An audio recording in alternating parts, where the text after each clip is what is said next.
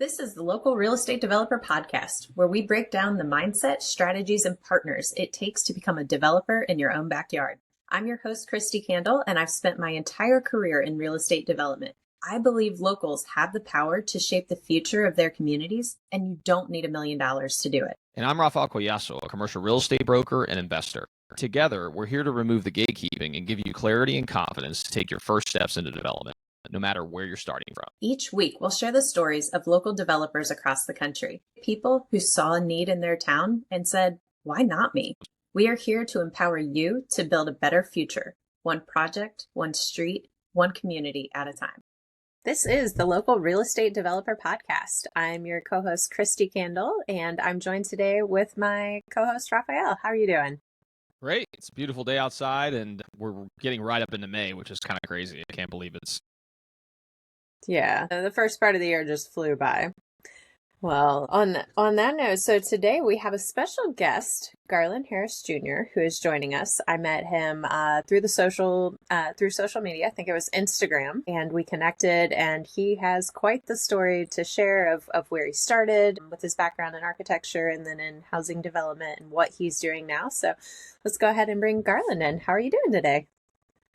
Oh, guys, thank you for having me on. Yeah, Absolutely. Yeah, no, we're excited to have you. So, as part of the first part of the interview, we like to ask a little bit about the background of the individuals we're talking to. So if you don't mind kind of sharing a little bit about your backstory and maybe what inspired you to get into local development. Yeah, so I knew I wanted to be in the field of architecture ever since I was like in the 7th grade. That's when I met my first actual architect. And my dad, he ran a mobile detailing business. So he had a client in the Galleria area who had a office in the Galleria overlooking the Galleria in one of the towers. And I walked in with my dad one day to get the keys. I was in 7th grade. That's what, like 11 or 12, something like that. And I saw all these like pictures of like renderings on the wall, like hand-drawn sketches and stuff. And I was just like, hey, man, what do you do for a living? And the guy was like, I'm an architect. I was like, what's an architect? He was like, basically, I get paid to draw for a living. I was like, man, you mean I can get paid for something I get in trouble with at school every day? I want to do that. So ended up, so that became like my fascination. But that became like my fascination for the next, just pretty much all of my life. In the 11th grade, I got to watch a grassy field near my house turn into a full master plan community. And that's what sparked my interest in development, because I thought it was a quick way for me to make a lot of money and have a bunch of fine women on my arm. That's all I wanted at 18 years old. Okay. So I ended up going to college at Prairie View, playing football up there and studying architecture, which was extremely tough. And I graduated with a bachelor's in architecture and a master's in community development. But I got out of school during like the height of the housing crash.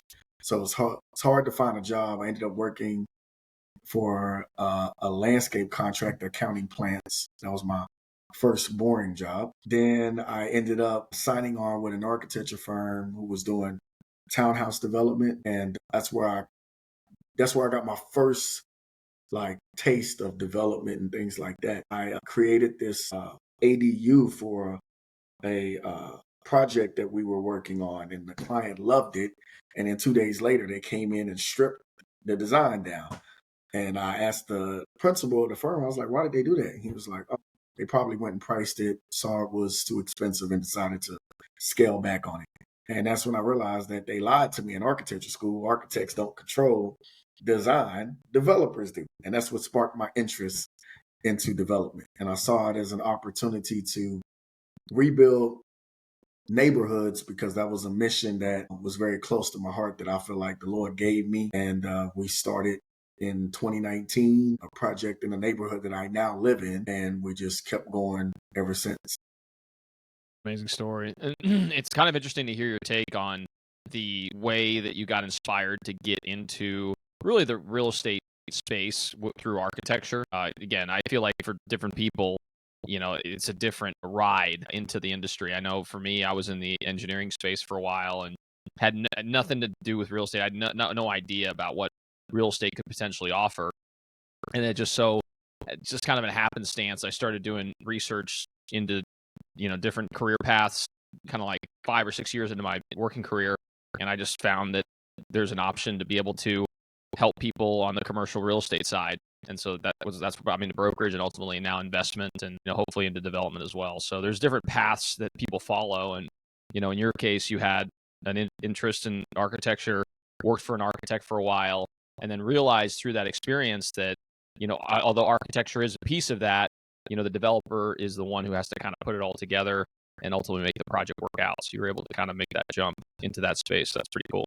For sure. So when you had seen that, and clearly as an architect, and they strip out your design, and I've been that developer stripping down designs and doing the value engineering and going, man, this just, and sidebar, I've worked with so many architects, and when I talk to them, and especially for national retail tenants who have the big box, they have their prototype, the creativity is gone, and they're like, the whole reason I got this degree, I don't even get to be creative. I'm just, making it apply to code in these places. So when you saw that, and you knew that wasn't for you, but then you were like, wait, I want to be the developer. What did that crossover look like? How did you take that leap to going, okay, well, I've got this safe W-2 here. How did you get into your first development deal and take that leap? Yeah. So that was not my only job. So since then, like I said, I worked for the landscape contractor. Then I worked for the architecture firm or the residential design firm. That's really what they classified themselves as. Then I worked for a national production home builder. Then I worked for like smaller firms that were doing like beach houses. Then I was a realtor for about 2 years. Then I ended up broke for a little bit. So then I ended up working for the Houston Astros doing field security, which was fun because that's how I fell in love with baseball. Because I would always tell my friends, man, you couldn't pay me to watch baseball. Then somebody paid me to watch baseball and I fell in love with it. So after that, I ended up working for a semi-custom home builder. So not full custom, but not full production. And then that was my last job before I actually got full time into running my own design firm. So I've had a ton of jobs. So that journey was a lot of ups and downs. Okay. So you mean it wasn't a straight shot? You said, I want to be a developer, and then the skies opened up and a perfect clean path? Not worked that way, but not at all. Like I said, I was broke like in 2016, 2017. Because I left that production builder, that big corporate job with good paying benefits to try to be a developer and failed. So I got my real estate license, tried my hand in selling real estate. I had a few successes here and there, but I have a lot of respect for people who are great at that because I wasn't that great at that. But the first project we did, it was one of my friends. She had bought the land and she bought me the land and she had this idea for what she wanted to do. At the time, we didn't know that you needed to understand all of the city's rules behind what they allow you to do versus what you want to do. So we submitted a project. It got rejected. We were crushed, but we didn't give up. We went back, learned their rules, found a way to successfully do the project, got it done. When we built that one, then the neighbor behind us who owned the other 10,000 square foot lot loved the project, sold her the lot. We repeated the project. And then we just started doing other things. We started doing some flips, and then we started building some duplexes, and we started building some townhouses, and it kind of just, the design firm grew with the development firm. And it became a way for us, number one, to prove that building modern homes, which is what we do a lot of, was not as expensive as a lot of guys told me it was. So that was one of the other things, too, that intrigued me. I would see people building in the neighborhoods that we're building in now, but all of the homes they built were basically basic. So we were like, I would always ask the guys, hey, how come you don't build something that's more, contemporary or modern? And they would always be like, oh, well, that stuff's expensive. And I'm like, it doesn't have to be.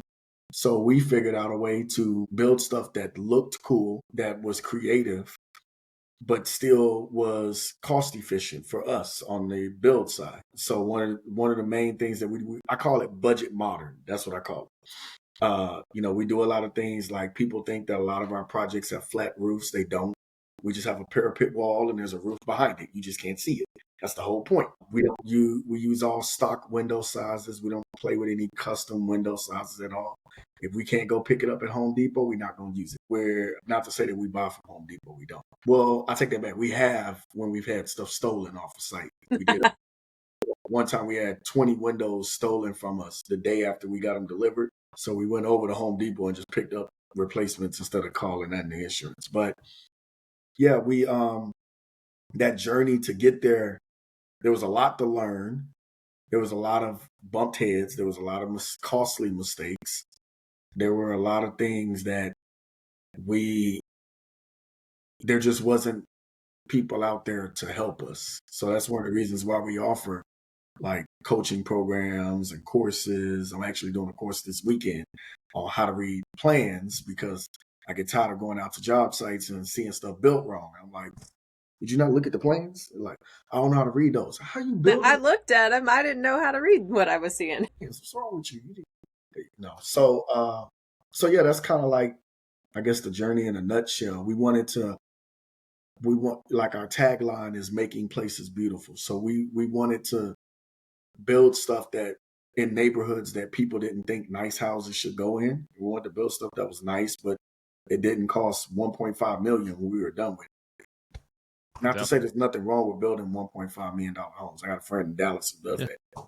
Yeah, and it just serves a different market, but the market that you're trying to serve is one that would just not be approachable for. But again, you're able to serve that community greatly, and obviously it's made an impact in a big way. So one thing I was kind of curious about was during that first project that you took on, what were some of the challenges that you faced? You kind of alluded to one, which is a big one for a lot of people, is the entitlement side. So confirming that you can actually do certain things, or if in fact your design is not in line with what the expectations are for the property, how do you go about getting the proper approvals and everything from the city to make sure that you can do it? Were there any other challenges you faced in particular when it came to the actual construction piece? Funding's always a challenge. We didn't have any comps. So, it was a challenge to get a lot of these projects in the beginning funded. We talked about learning the rules for the city. So now we're experts. Like just yesterday, I was on the phone on a call with the permitting department, and I offered to come in and train some of their people. I was like, I know your rules better than you guys, like your own employees. I was like, I come in and train them, and he was like, yeah. I was like, but not for free. Y'all gotta pay me. I don't do any. I'm the whole put of slaves. I do not work for free at all. So they didn't like that part. I was like, well, maybe we can work something out. You know what I'm saying? We'll figure it out. So yeah, we became experts in the rules. We read in the city of Houston, their rules are pretty much all contained in Chapter 42. We're an expert in those rules. We're an expert in the parking rules. We're an expert in the infrastructure design manual, which is like 600 pages. I haven't read all 600, but I probably read about a third of it. So we got to the point where if we know everything, we could prevent us from having those challenges again. Some of the other things, and deed restrictions are big in Texas. They supersede city rules. So if a property is deed restricted, we can't do whatever we want to do on it. So that was another hurdle and lesson that we learned, not just from that project, but from other projects when we were starting to try to scale a little bit. We also learned that all lots are not created equal. We learned things like the city has right-of-way widths that they want to maintain, and so that sometimes ends up with you losing land in a right-of-way dedication or certain streets. And just do you want to break down the right-of-way and what that means with the different roads and ultimate widths and things? Yeah, so right-of-ways, right-of-way. So your city, you have your street, and then you have the property that the city owns. So most people think it's just the street, but there's the little grass and the sidewalks, any drainage ditches or anything like that. The city owns all of that too. So they call that their right-of-way width, which is always bigger than what the actual street is. So in the city of Houston, our minimum right-of-way width is 50 feet. If there's commercial on the street, then it's 60. In other cities, it's a lot easier for you to know if there's commercial on the street. But in a city that doesn't have zoning, there's no way for us to know whether or not there's commercial on the street or not, because we don't know what Joe Blow built up the street 30 years ago. So that becomes a challenge for us at times. So now we have an entire due diligence process that we go through before we even close on lots. We offer it to our design clients too. Some of them, they can get a little frustrated. I'm like, listen, would you rather spend a boatload of money, find out that you can't do the project later, or would you rather spend a little bit of money up front, do the time and the research that you need to determine whether or not you can do what you want to do? Case in point, I had a guy reach out to me yesterday. The city cracked down on duplexes being built in areas that were restricted. So there's areas where the deed restrictions will say no duplexes at all. Before, the permitting department didn't stop those unless somebody in the neighborhood called them in, which means you were already under construction.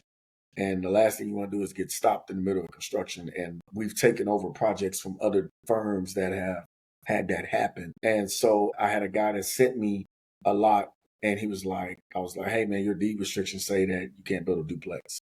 And he's like, well, there's a duplex built like 10 houses down from me. And I went and I looked and I was like, yeah, that was built like 4 years ago. So it was like, we had a new mayor come in 2 years ago. That mayor said, we're not going to allow these anymore because we get in trouble with the state if we allow stuff that violates deed restrictions. And so he was, upset, rightly, but I was like, hey man, it's out of our hands. So it's just little things like that we learned to always do our due diligence, because those are mistakes that we made. What do you find you're doing for due diligence on housing projects? Like a general list of, we always want to check these, and clearly each site will be a little bit different. Surveys. We never buy a property without a survey. That's my number one rule, because that came from a painful lesson. We bought a property at auction one time, and it was a flip. And we remodeled the house. And when we got ready to sell it, we found out that our fence was encroaching on our neighbor's property by like 5 feet. And we couldn't move the fence because then we wouldn't have 3 feet off the face of our meter to meet the city rules. So we had to go and buy the 5 feet from the neighbor next door. So that became our number one rule: never, ever, ever buy a property without a survey. And it just saved us a million times. So we're going to check surveys. We're going to check title reports to see if there's any restrictions. We're going to check utility maps to see if we have access to sewer and water. Even though we're building in the city, you might not have a sewer line there because they might not have ever built it. And we had that happen recently on a project. We didn't check it during the due diligence period, but it worked out well for us because there's sewer lines on the cross streets from us, but there's not one in front of the property. So we just went to the neighbor next door, offered them $1,000 to get an easement so that we connect to the sewer line that's running behind their property. So luckily we were able to get ahead of that up front. But yeah, checking utility maps, checking for easements, checking building lines, checking flood maps to make sure it's not in a flood zone. Our city has crazy flood rules. They want us to elevate above the 500-year floodplain. Most cities only want you to elevate above the 100-year. Ours, after Harvey and all of the flooding that Harvey caused, they decided, well, we're going to make it 500-year now over the 100-year. And that has led to some projects being extremely tall. We have the tallest one we've done so far is 10 feet. It's 10 feet off the ground. Yeah. So basically you just walk underneath the house with no problem. Yeah.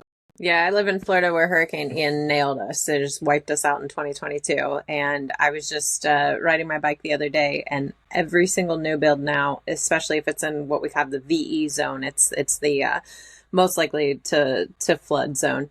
But they're elevated to 14 feet, and some are going up to 20 feet. And it just, you're like, oh, the house starts way up there. You need an elevator just to get in. But having been through a couple more hurricanes last year, if you're the homeowner, you're very grateful that you still have property left and you just have some cleanup afterwards. Yeah. So flood zones are always, and then the city has other, like, requiring drainage plans for everything in the flood zone. So that adds more time to the project. We always I have a lot of new developers and they want to go buy stuff in the flood zone because the lot's cheap. And I'm like, yeah, it's cheap for a reason.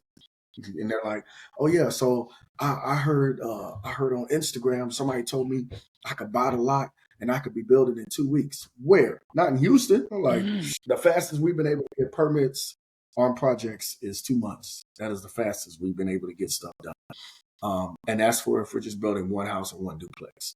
If we're replatting anything, or if we're doing one of the other new sections of the code that the city has offered up that now allows us to build triplexes and fourplexes, or our tiny house community, the courtyard project that we're building. All of that stuff takes longer. So, I'll have people that come in with unrealistic expectations. I'm like, this is not flipping. You don't buy a house today and start working on it tomorrow. Even in flipping, you don't do that. You buy the house, you still got to go through permits, especially all the stuff you see on HGTV. I'm like, oh yeah, we started the next day. That is not true. That is not how that works. So yeah, it's the same thing in new construction, guys. Oh yeah, I'm about a lot. You think I could be building by next month? Hell no. What are you thinking? Like, no, sir. We still got to design your plans. I'm like, we got to go through engineering, then we got to go sit in permitting. We got to fight with them about sidewalks. I'm not a fan of building sidewalks. I think it's the city's responsibility, but they try to that's a push whole off. other argument. Yeah, they try to push off a lot onto the developers, so I get it. Yeah, we were talking about that last night with some city officials about the drainage requirements that our city has. And I'm like, you guys are requiring us to do all this stuff, and you want homeowners to maintain it. You want them to maintain pumps underground. I'm like, they don't even change their air filters. You think they're going to maintain a pump they can't see? It's an expensive pump. These pumps be like, we had one project where they wanted us to install a lift station. The pump alone was $25,000. I was like, come on, man. That doesn't even make any sense. Like, y'all got to give me a different option. Yeah, no, you're right, 100%. But also to your point regarding people who are starting to get in development, and I'm pretty green when it comes to development, but I'm starting to get more into it. My background's in commercial brokerage, and I've just started to buy some properties, and we're looking to do some development projects. But just through people that I've interacted with that are interested in getting into development, there's these misconceptions about the timeline that you can get a development up and running. A lot of people don't factor in soft costs into their analysis. So they'll just be like, oh yeah, well, it cost me $100 a square foot to build, but they don't think about the engineering work. They don't think about the architects, MEP. They don't think about, all the permitting and any other process you have to go through with the city that maybe you have to involve an attorney with. Like it can add a significant amount of cost. I remember for one project that we did, we had to rezone the property, and just the cost to rezone was probably like $20,000 or $30,000. With all the different people we had to involve to be able to present a development plan that the city would approve. And that's even before closing on the property. So if that didn't go the way we were hoping it would go, then we would be out of pocket on that amount. So it's obviously it's a lot different than what people probably perceive from day one. Well, yeah, I know for sure I have people who come in and they'll be like, oh yeah, the bank will fund my plans and permits. I was like, they're not. They're lying to you. Most of them, they're going to reimburse you. And they're like, what do you mean? I'm like, they're going to make you pay for all of it up front. And when you have permits, then they'll give you a loan and they'll just reimburse you everything on the back end. You still need that money up front. Yeah. Mm-hmm. So the amount of people I run into who think that they can do development with no money down is astounding to me, because I always tell them there's two reasons why neighborhoods don't get developed. The people who see the value in it don't have the money to invest in it. The people who have the money to invest in it don't see the value in it. The equation is you need people who see the value and people who have the money. If you don't have those two things, you don't see projects getting done. I always tell people, I say, if you could do a development with no money down, we would not have vacant houses in any of our neighborhoods. Because anybody off the street could just walk up and just say, I'm going to put this property under contract, and the bank's going to give me everything I need to get it done, yada, yada, yada. It's like, that's not how it works, And so a lot of people don't factor in all of that soft cost that comes into a project. Like our last project, our current project, I have to go back and look at the spreadsheet, but I think we're at like 50 grand on our soft cost to build a fourplex. So this is all out of pocket. This is not anything. The bank hasn't even came into play yet. Well, they're coming into play right now, but they haven't even come into play yet. I don't know. So maybe to that extent, because you were saying on your first property with getting the funding because you were one of the first to the neighborhood and the first one doing it. How did you guys go about financing that? Was that hard money? Did you get a construction loan, or what did that look like in the early days? So like my friend, her family, they all funded that first project. So they basically did it with cash. me and one of my other friends, when we built a duplex, it was like right at the beginning of the pandemic. So we actually had comps in the area.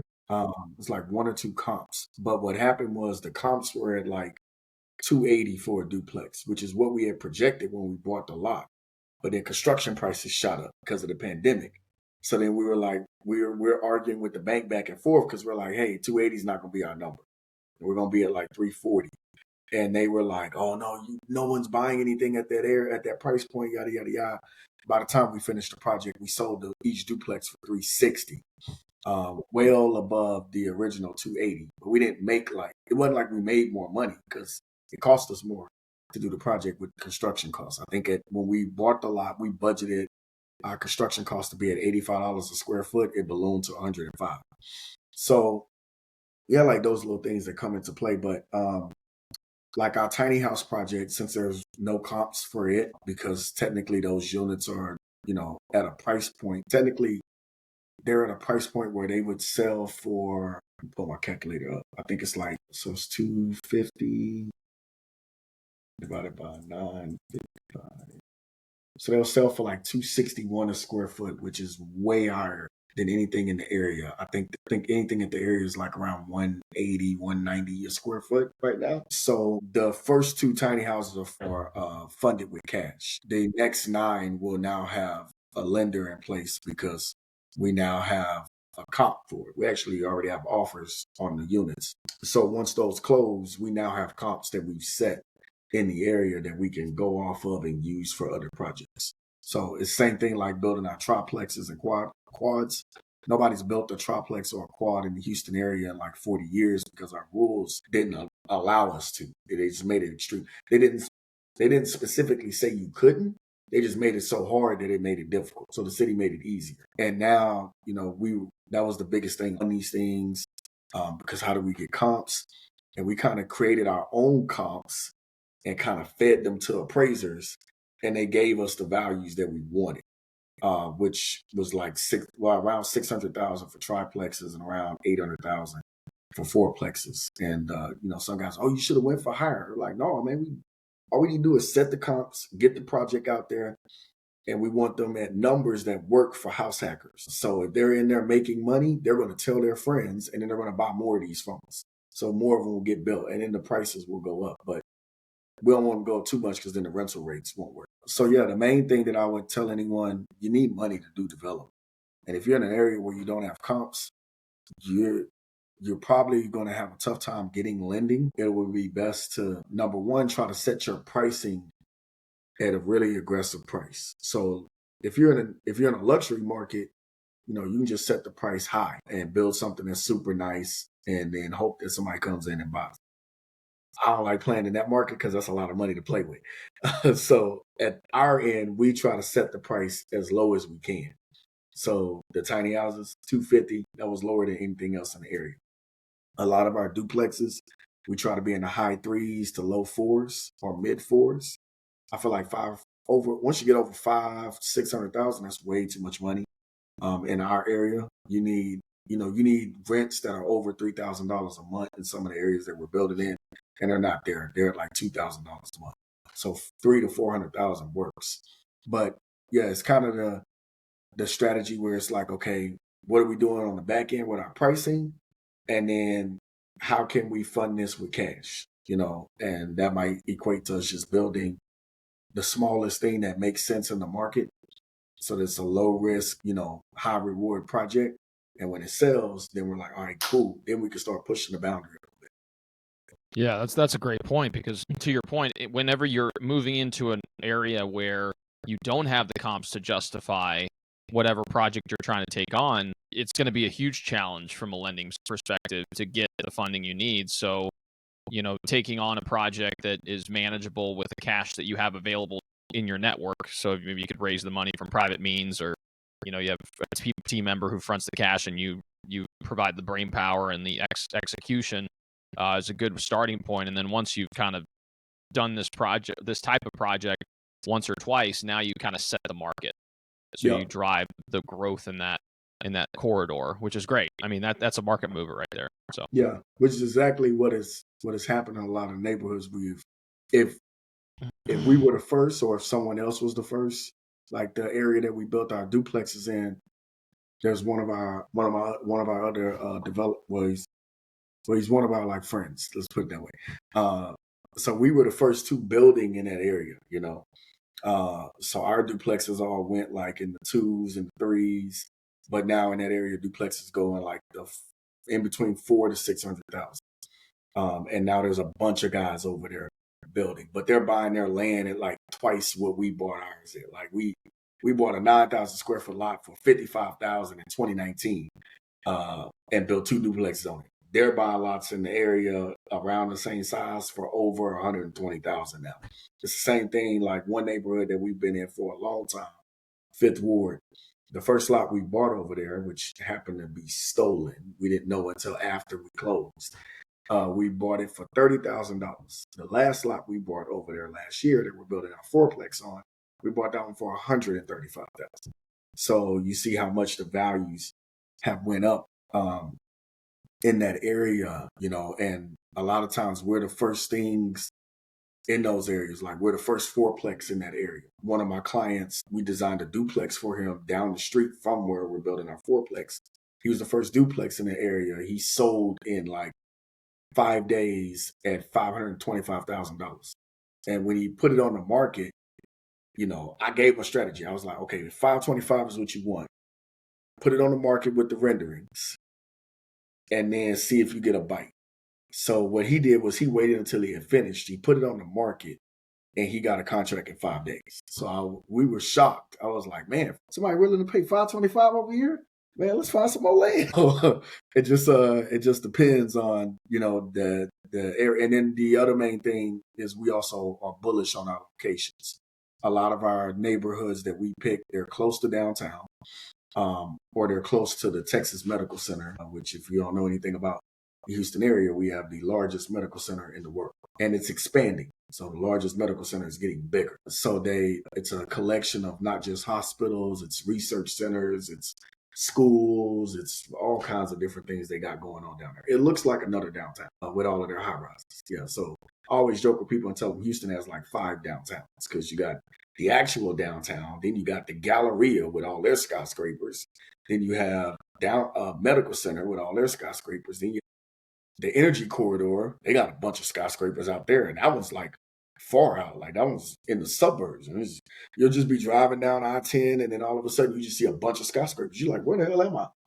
This is downtown? No, downtown is 30 minutes that way. So yeah, with that coming into those areas, you know, and setting those markets, it's a challenge. But we believe that we're not just going out and buying land in random places and saying, oh, we're going to build some duplexes here and sell them for this amount of money. No, we're like, okay, this area is close to the medical center. We think people want to live in this area because they work in this facility or they're getting treatment at this facility. So they want to come and stay here, you know, in Airbnbs or something like that. Or we're close to U of H, who has done a massive expansion of their campus, which is right next to downtown Houston. So we have all of those things that play for us. Like the Fifth Ward, there's a massive project being built out there called the East River Project.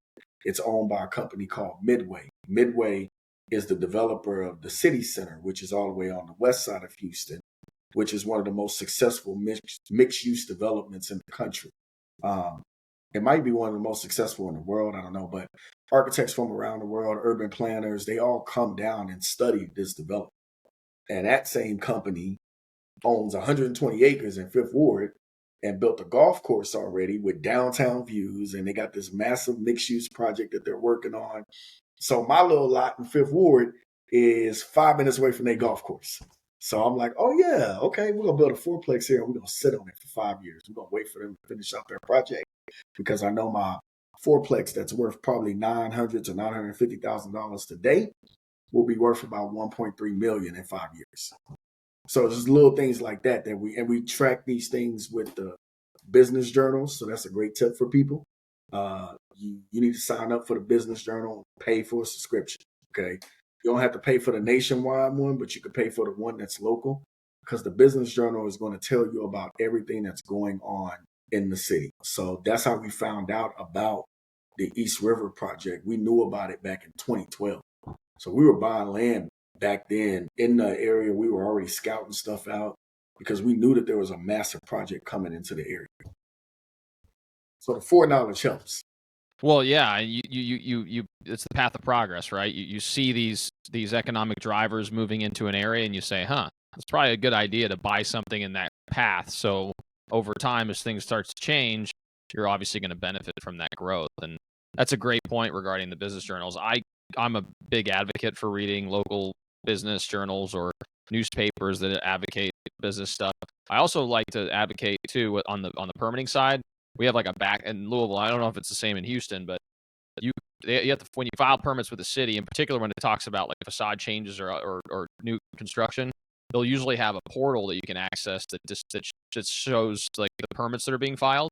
So sometimes you can see, yeah, the permit search. So yeah, see, sometimes I just dig through that in an area that I'm interested in, and I'll say, oh, look, there's a commercial renovation happening. I wonder what that is, So like you start just getting some insider information because people aren't willing to do the research.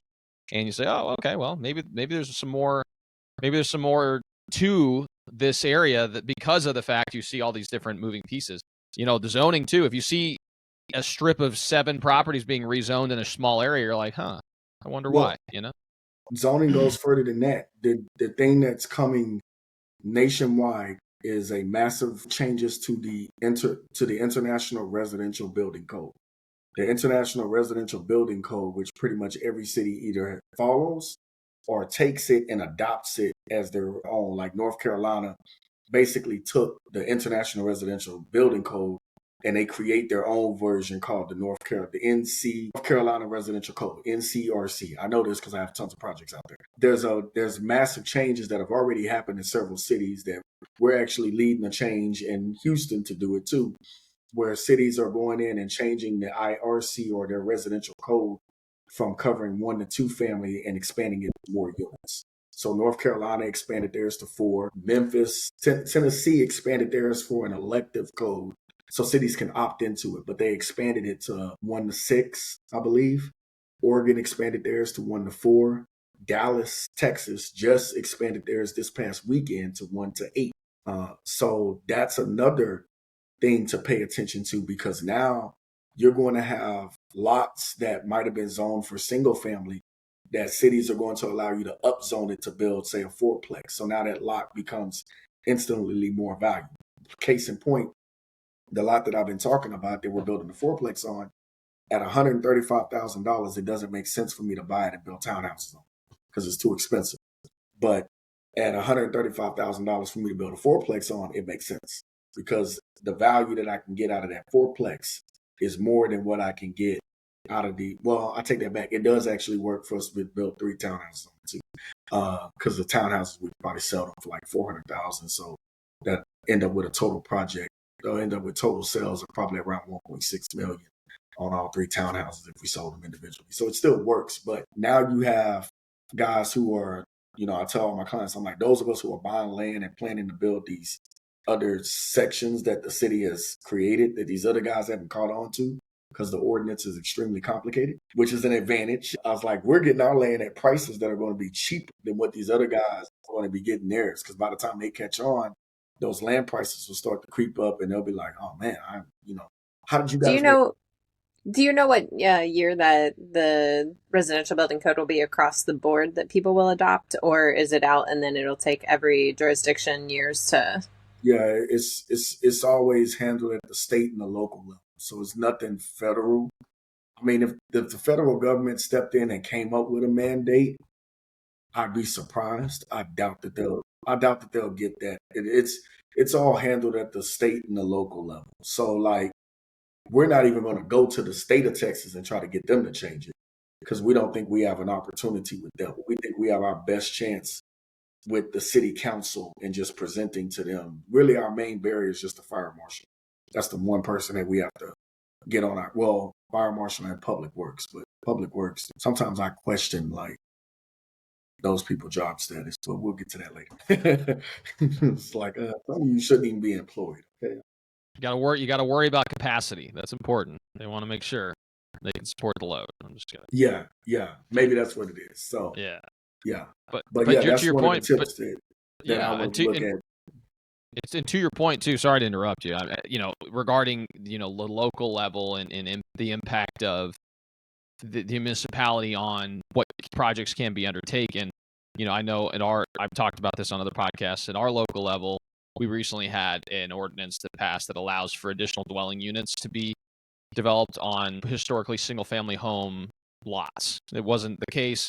Along with that, they had issued a kind of a blueprint for 3 additional dwelling unit designs that you could just take the plans and then give it to a contractor and they can build it, and that's up to code from will be approved by the city. So saves you 5, 10, 15, whatever that number is in soft costs associated with that design piece. So the cities oftentimes will want to incentivize certain types of development in town, and if your local metro council person and you can get into some of those meetings and get an understand and get a feel for what's most important, because again you can kind of get a feel over time what metro council wants to see, what residents want to see, and then ultimately you can maybe benefit from that information. So some of it isn't residents, some of it is just what the cities are like saying. So I'll say too, the larger cities make it a lot easier to figure out what they want because they publish everything online, and then on top of that, most of their meetings are now held virtually, so you can go to those meetings and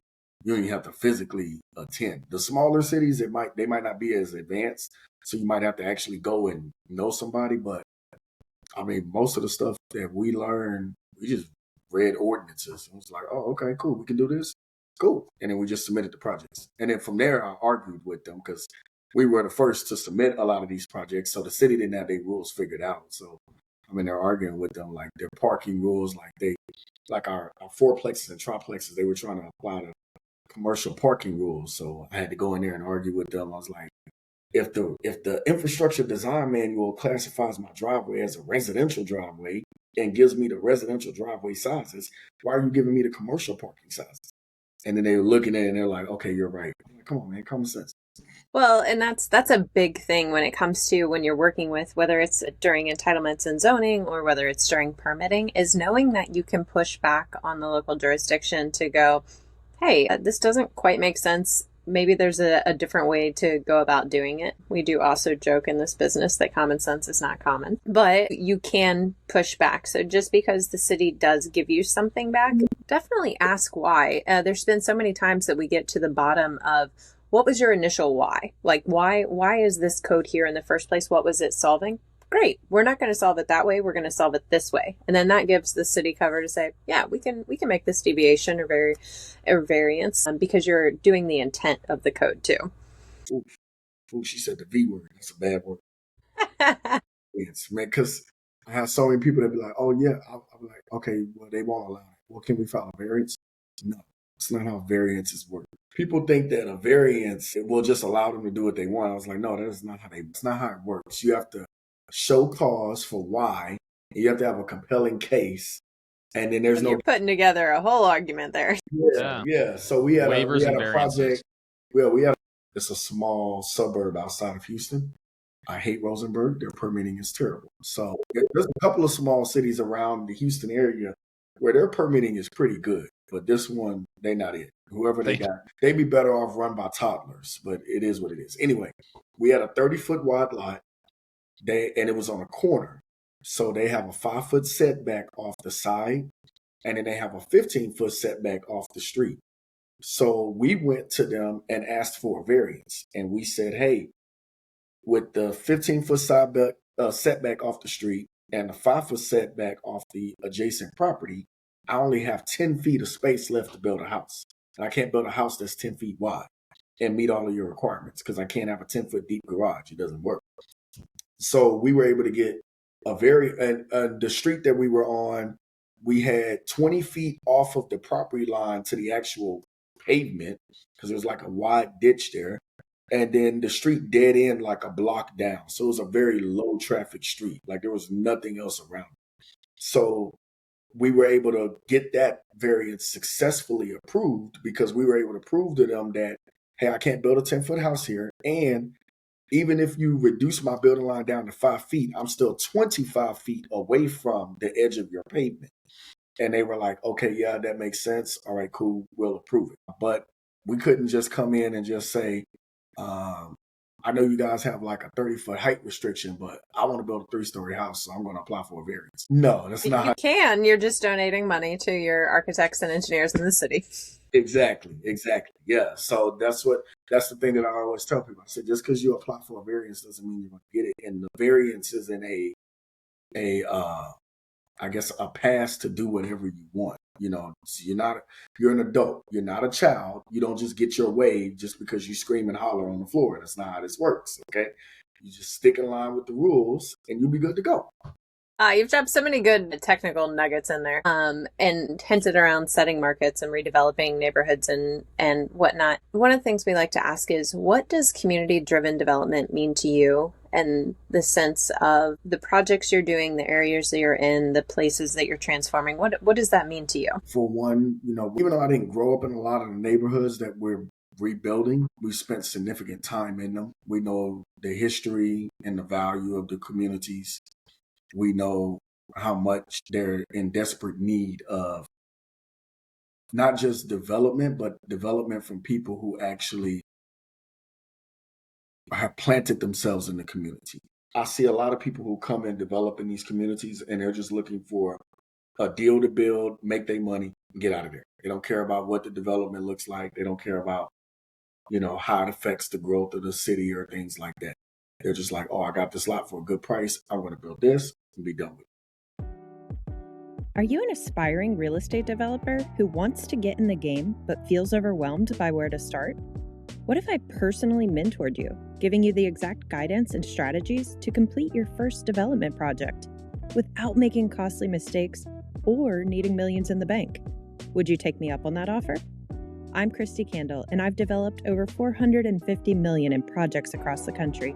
After nearly 20 years in development, I created this mentorship to give you the exact guidance and support I wish I had when I started. Are you next? We have several projects that are like next door to each other. So it's like, oh yeah, we got this lot, we got that one, we got this one, we got this one, we building here, we building there. I had an engineer, one of my engineers sent me an email and he was asking about a project on the street. And I was like, which one? He was like, what do you mean, which one? I was like, we got like 5 projects on that street, bro. You got to give me an address or something, a project number. He was like, oh, this one. I was like, oh, okay, yeah. He was like, you got 5 projects on that street? I was like, yeah, we have a lot of projects on a lot of different streets. So for us, when we say community focus, even though we're operating in several different neighborhoods, we have built up a network where we're all collaborating on the projects. We're sharing information with each other, like these triplexes and fourplexes that we're building. Other guys that we know who are building them, we're sharing like, hey, I got my appraisal back at this. Where'd you get yours at? I got mine at this. Okay, cool. And we're setting our pricing based off of what we know works for the area, not just what benefits our pockets. And so, again, there's nothing wrong with people who do that. Development is a business, as I tell people all the time. We are out to make money because we have to make money. If we don't make money, we don't have a business, plain and simple. I don't get people that call people greedy and stuff like that because they making money. I'm like, they got to make money. That's the only way a business survives. It's like if the business that you work for doesn't make money, you don't get paid. You see how that works? So for us now, the next turn is we're trying to focus on the commercial because we know that there's enough rooftops being built. Even if we don't build any more rooftops, we know that there's enough people that we have inspired to come into the area and build more rooftops that now we can take advantage of their work and now come in and start playing with some of the commercial along these corridors. But we're finding that also involves us going to the city and getting more rules changed because most cities do not have codes that allow small scale commercial.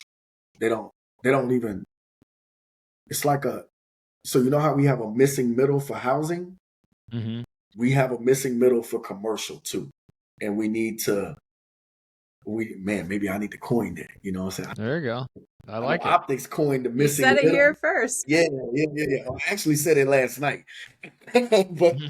I said it at a meeting last night, but yeah, I was like, we have a missing middle for commercial live work units, accessory commercial. What do they call them? Accessory commercial shops or something like that.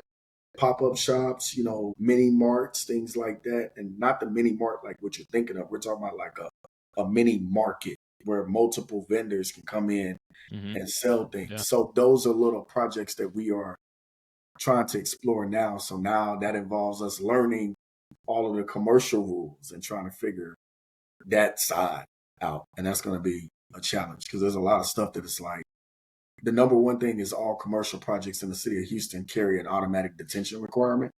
So if I'm buying a 5,000 square foot lot, I don't have enough room to put detention on that lot. So it's like, how do we get the city to take live work units and push them back under the residential code? Because they were under the residential code in as late as the 2015 iteration. And then for some reason, the code council decided to push them to the IBC in the 2018 iteration in 2021. So I'm like, who the hell switched this? Like, why?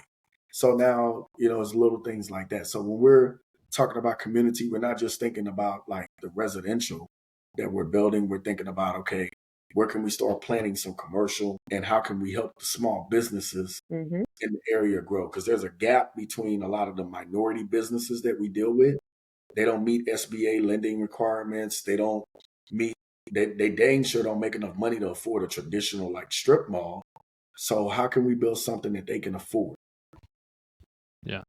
Yeah, and there's a huge demand for that. I'll tell you that. I mean, I do a lot in the retail space. That's kind of I'd say 80 to 70 to 80 or 70 80 what I do is either retail or industrial in my local market of Louisville, and that carve out of entrepreneurship, there's just so much demand. I mean, we have people who are looking for like infrastructure, restaurant spaces that has all the infrastructure in place because it's super expensive to build out. So if you can provide a small space where there's just a hood and grease trap and everything like that, but you can provide it to them at a reasonable price, I mean, it could be a very attractive proposition for a lot of different entrepreneurs. And that's just on the retail side. Obviously, you talk about markets, you talk about all these different entrepreneurs that just have a good idea and maybe they have a product they want to sell and they want to be able to present it to the marketplace. I mean, it's a great move on your part. Yes, sir. So that's how we're community focused. Yeah, absolutely. So, regarding some of the future projects you have planned, is there one in particular kind of stands out to you that you wanted to kind of touch on briefly? So we are doing a part 2 to our tiny house project. As we have said in our YouTube videos multiple times, the tiny house moniker is just a marketing name. We have an acre of land across the street from that project. So we're going to do a part 2, but we're not going to call it tiny houses. We're going to call it Frenchtown Village, because the area that we're building in, that's what it's known as, Frenchtown. It's known as Frenchtown 5th Ward. So now we're going to do another like community with it, but we're going to do some duplexes. We're going to do more of the little smaller houses, but we're going to build everything around courtyards, and we're going to build out basically a little village. I would have loved to be able to add some live work units to them, but right now the city doesn't understand it. And it's tough to build one so that they could understand it. So it kind of had a catch-22 with that, because I would love to have that. But yeah, that's probably like in terms of the biggest project that we're excited about. We have a lot of the little fourplexes and triplexes that we're building. We have about 5. Let me see. So we got Teton, Newberry, that's 2. And then there's 2 fourplexes there, and then there's 1 there, and then there's 1. So we have like 5 of those under construction, but we have 11 permitted right now. And then we have more we have more that are either in permitting or in development. So we're very excited about all of those and bringing all of that to the market. We're hoping that the same thing that happened in Portland when they changed their rules to allow more of the missing middle to be built, and how much the market flocked to that. We're hoping that the same thing will happen here in the Houston area. So we're creating stuff that's innovative, that looks good, that's attractive, that offers amenities that you're not getting, that you can get in larger apartment buildings without living in a large apartment building. And I think that all kind of comes with time, that just the same way the missing middle is now finally the focus, and we're now getting upzoning and we're getting these different things in place. It will then start to translate to, hey, these places where these people are sleeping at night, they need to work and play somewhere. And we need to, we're a country built on small businesses. And so we need to be able to create these places that, yeah, they're different, but it makes sense. And it's just one of those where we just keep asking the questions, and, as city council and different elected leaders change and go, and really getting them to help drive that home, to where it's the long game. So we have these other developments in the meantime, while also working on some bigger initiatives, and eventually it'll all come about, and, an overnight success in 10 years. Nah, I mean, I was driving through. I usually go on the weekends and tour a lot of the projects that we're working on and get footage for them and put it up on YouTube and Instagram, stuff like that. So I remember touring some of the neighborhoods and just looking around. I was like, man, we still got a lot of work left. But we've already done a lot of work. Like 5 years, we've done, 6 years. In 6 years, we've done a lot of work, but we haven't even scratched the surface. And I'm like, man, we still got a lot of work left to do. So it's not I know people, it's not a sprint. It's not a 100-meter dash. It's a very long race. Well, I think too, that's the reason why we thought this particular podcast could be so impactful for so many people, is because I think when people understand that you could start on some of these projects, that they don't have to be $100 million development. You could start on a small project, and over time you scale to where you're at right now, and in 5 years you're going to be in a completely different place than you are today. But that's all started with that one project and you deciding to take a leap. So hopefully the people who are listening to this get inspired by what you're doing and say, hey, why can't I do that in my own neighborhood? So, obviously we appreciate that. So kind of to round out the podcast, what we usually like to do is we like to ask our guests to provide something to what we call the developer chest. So it's just a repository of resources that we typically offer to our listeners. Typically people provide either helpful PDFs, or if they have some other materials that they've used in the past to help them on their project, at least our guests. So I don't know if you have anything in particular that you'd be willing to share. I have a density calculator we built. You have a what? A density calculator. Oh, that's cool.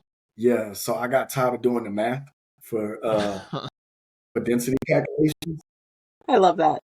Yeah, so I opened up an Excel sheet and built a calculator for it. And I just type in the number of units and the lot size, and it tells me what our density is, and then we can go in there and see if it's over whatever the city's cap is. I like That's that awesome. a lot. Yeah, no, that'd be super helpful. I'm sure that people would really appreciate that. So we obviously greatly appreciate your willingness to contribute. Cool. And then, so how can people support you, follow you in your journeys? You mentioned something about either coaching or doing something too. Yeah, so Middle Housing Design Co. on pretty much YouTube, Instagram, Pinterest, which I need to post more stuff on Pinterest. I keep forgetting to post stuff. Pinterest, I forgot about that one. Pinterest is, I still get leads from Pinterest. I was like, I okay. bet you do. Yeah. Pinterest is cool. So yeah, we got or our website, middlehousingdesignco.com, or middlehousingdesign.com. You just Google us, it will pop up. We're Google certified. I love saying that. So we have we have coaching programs, we have courses, we have ebooks, we have a lot of like educational materials to help people. We have and is it primarily focused on housing developments to be able to get in? Okay. So we don't teach anything that we don't do yet. So once we get into the commercial and we've learned it, then we'll come back and start teaching people, because that makes more sense. So like we have our You Build Experience coaching program where people get to follow one of our projects for 4 months. So that's coming to an end for the current session, and we'll be opening it back up. We wanted to open it back up in May, but we're still fighting and permitting with our fourplex. So we're delaying the program until we get an answer from the city on it, because they had an issue with our parking layout, and I had to go in there and kind of nudge them in the right direction. We also have a podcast, $1 Million Worth of Real Estate, where we interview guys who are doing like a lot of different projects. So the last guy we had was one of my design clients. He kind of started out like us. He started out doing flips, and now he's doing he's got projects everywhere. So yeah, we've interviewed guys who work in the production home building business. One of our next guests is a young woman building the first 3D printed home community in the Houston area. Yeah, these are, and this is the crazy thing. I tell people, I'm like, hey, I know all these people. These are all my acquaintances. You know, I don't say friends because I'd be like, you know, if you ain't been to my house, we ain't really friends. You know what I'm saying? We're acquaintances. You know. Yeah. But yeah, I know these people. That's what I tell people. So I'm trying to think what else we have. Awesome. Like I said that, yeah, courses and all that. And then, of course, like stock plans, if anybody wants to buy plans from our website, or if you want us to design stuff, we do stuff outside of Houston. Usually, if I'm able to go through and review zoning rules. If I got to physically go, I probably won't take on the project. But if I can go look online, you know, that's how I got into the Carolinas. They have most of their stuff online. Like, okay, cool. Tennessee, too. They got a lot of their stuff online, too. So I was able to do a couple projects out there, too. Definitely. Yeah, Louisville too. So maybe you'll find your way up here at some point. But hey, tell somebody to call me. I will. Yeah. And for those of you guys who are listening, we'll include all those links in the show notes as well, so you guys can access them and get connected with Garland, because I mean he's doing some really cool stuff in the Houston area, and I'm looking forward to following you on Instagram and following along with the journey. And I'm looking forward to keeping in touch. I mean, that's part of the reason why these podcasts can be super helpful, is because we get to connect with people like you who are doing really cool projects in the future in the Houston area or other parts of the country. And who knows when our paths may cross in the future. You already talked about that retail aspect. That's something that we want to learn more about, you know? Yeah. I was like, well, if I can ever be of help, let me know. I mean, again, even just for insights, because I'm heavily into retail and industrial, and I've built connections with regional and national tenants on the retail side. So it takes time to build those relationships, but it's always fun. I mean, I've just enjoyed it, and that's kind of my investments have been in the retail side particularly. So it's a lot of fun. But Garland, first off, thank you for your time. I know you're a busy man, so we definitely appreciate your willingness to share your insights today. For those of you guys who are going to be watching this on YouTube, please like and subscribe. It makes a big impact in our ability to reach a broader audience. Along with that, if you guys are listening to this in a podcast format, please leave a 5-star review. It makes a huge impact. It makes us so that we can reach as many people as possible. And we obviously greatly appreciate your support. So thanks again so much for tuning in, and we'll see you all next time.